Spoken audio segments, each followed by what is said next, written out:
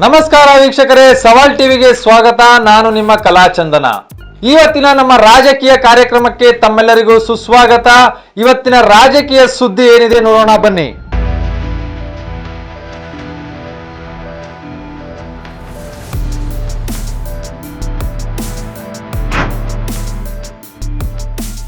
ಸಚಿವ ಸ್ಥಾನಕ್ಕೆ ಪರೋಕ್ಷ ಆಸೆ. ಎನ್ಆರ್ ಕ್ಷೇತ್ರದ ಶಾಸಕ ತನ್ವೀರ್ ಸೇಠ್ ಸ್ಪಷ್ಟ ಸಂದೇಶ.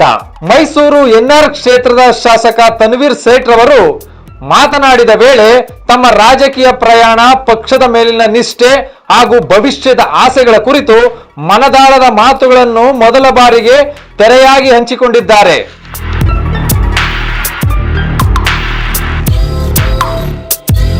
ಕಾಂಗ್ರೆಸ್ ಪಕ್ಷದಲ್ಲಿ ದೀರ್ಘಕಾಲದಿಂದ ದುಡಿದು ಬಂದಿರುವ ಸೇಠ್, ನನಗೆ ಯಾವ ಬಣದಲ್ಲೂ ಆಸೆ ಇಲ್ಲ, ಅಧಿಕಾರದ ಹಂಬಲವಿಲ್ಲ, ಜನಸೇವೆ ನನ್ನ ಗುರಿ, ಆದರೆ ಜವಾಬ್ದಾರಿ ಕೊಟ್ಟರೆ ಅದನ್ನು ನಿಷ್ಠೆಯಿಂದ ನಿರ್ವಹಿಸುತ್ತೇನೆ ಎಂದು ಹೇಳಿದ್ದಾರೆ ಸೇಠ್ ರವರು. ಸದಸ್ಯ ಸ್ಥಾನ ನೀಡುವ ಕುರಿತು ಪಕ್ಷದೊಳಗಿನ ಚರ್ಚೆಗಳು ಗಟ್ಟಿಯಾಗಿರುವ ಸಂದರ್ಭದಲ್ಲಿ ನನಗೆ ಸಚಿವ ಸ್ಥಾನ ಸಿಗುವ ಸೂಚನೆಗಳಿವೆ ಎಂದು ಅವರು ಪರೋಕ್ಷವಾಗಿ ತಿಳಿಸಿದ್ದು, ಇದು ರಾಜಕೀಯ ವಲಯದಲ್ಲಿ ಕುತೂಹಲ ಹುಟ್ಟಿಸಿದೆ. ತನ್ವೀರ್ ಸೇಠ್ ರವರು ತಮ್ಮ ರಾಜಕೀಯ ಹೆಜ್ಜೆ ಗುರುತು ತಂದೆಯಾದ ಅಜಿತ್ ಸೇಠ್ ರವರಿಂದ ಬಂದದ್ದು ಎಂದು ನೆನಪಿಸಿಕೊಂಡರು. ತಂದೆ ಅಜಿತ್ ಸೇಠ್ ರವರ ಕಾಲದಿಂದಲೂ ಕಾಂಗ್ರೆಸ್ ಪಕ್ಷದಲ್ಲಿ ದುಡಿಯುತ್ತಿದ್ದೇನೆ. ತಂದೆ ನಿಧನವಾದ ನಂತರ ಪಕ್ಷದಲ್ಲಿ ನನ್ನನ್ನು ಬೆಂಬಲಿಸಿ ಬೆಳೆಸಿದವರು ಕೆಪಿಸಿಸಿ ಅಧ್ಯಕ್ಷ ಡಿಕೆ ಶಿವಕುಮಾರ್ ಅವರ ಪ್ರೋತ್ಸಾಹವೇ ನನಗೆ ಬೆಂಬಲ. ಅಜಿತ್ ಸೇಠ್ ನನಗೆ ಜನ್ಮ ಕೊಟ್ಟ ತಂದೆ. ಯಾದರೂ ರಾಜಕೀಯ ತಂದೆ ಎಂದರೆ ಎಸ್.ಎಂ. ಕೃಷ್ಣ ಮತ್ತು ಡಿಕೆ ಶಿವಕುಮಾರ್, ಇವರಿಬ್ಬರೇ ನನಗೆ ಸತತ ಮಾರ್ಗದರ್ಶಕರು ಎಂದು ಗೌರವ ವ್ಯಕ್ತಪಡಿಸಿದರು.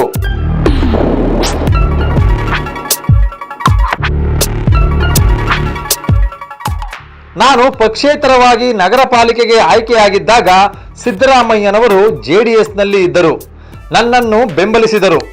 ಅವರು ನನ್ನನ್ನು ಮೇಯರ್ ಅಭ್ಯರ್ಥಿಯನ್ನಾಗಿ ಆಯ್ಕೆ ಮಾಡಿದ್ದರು. ನಾನು ಮೇಯರ್ ಆಗದಿದ್ದರೂ ಅವರ ಋಣ ನನ್ನ ಮೇಲಿದೆ ಎಂದು ಹೇಳಿದರು.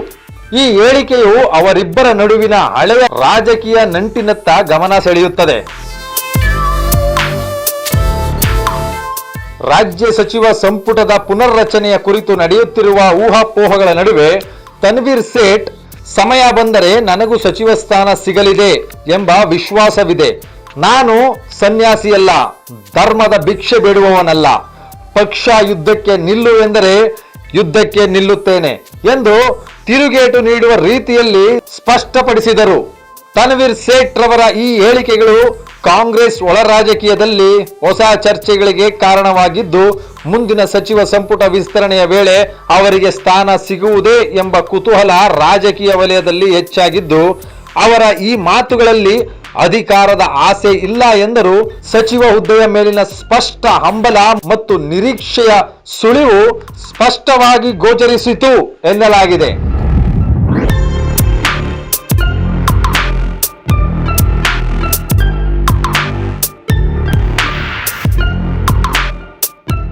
ಇವತ್ತಿನ ರಾಜಕೀಯ ವಿಶೇಷ ವರದಿ ಇದಾಗಿತ್ತು.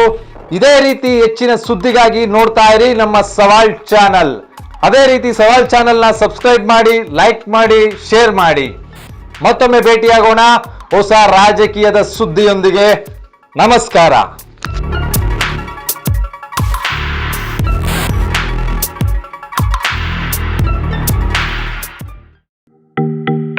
ಸವಾಲ್ ಟಿವಿ ಸದಾ ನಿಮ್ಮೊಂದಿಗೆ.